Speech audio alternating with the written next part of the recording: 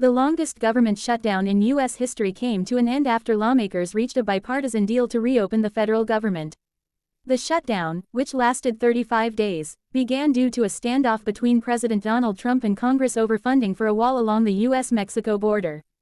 The impasse left hundreds of thousands of federal workers without pay, disrupted public services, and raised growing concerns about the economic and political consequences of the prolonged closure.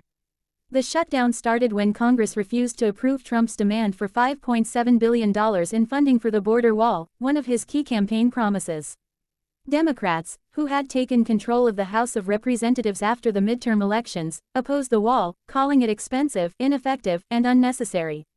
As a result, funding for several federal agencies lapsed, leading to a partial government shutdown that affected about a quarter of the government.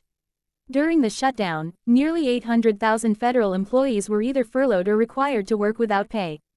Essential services, such as airport security and federal law enforcement, continued to operate, but with significant strain. Many national parks were closed or left without maintenance, while federal courts, food safety inspections, and housing programs faced delays. The financial hardship experienced by federal workers, some of whom resorted to food banks or part-time jobs, sparked public outrage and increased pressure on political leaders to resolve the standoff. After weeks of negotiations and mounting public frustration, lawmakers from both parties agreed to a temporary funding measure to reopen the government. The deal, signed by President Trump, restored funding for 3 weeks while a bipartisan committee worked on a longer-term solution for border security.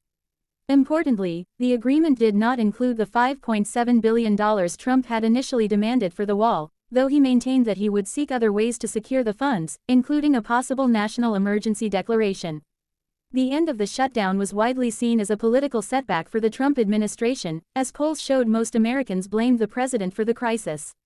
However, it also reflected the deep partisan divisions that continued to define U.S. politics. Both sides claimed victory. Republicans argued that the debate brought attention to border security, while Democrats emphasized their success in reopening the government without conceding wall funding. In the aftermath, lawmakers faced renewed calls to reform the budget process to prevent future shutdowns. The episode served as a reminder of the real-world consequences of political gridlock, economic uncertainty, lost productivity, and damage to public trust in government.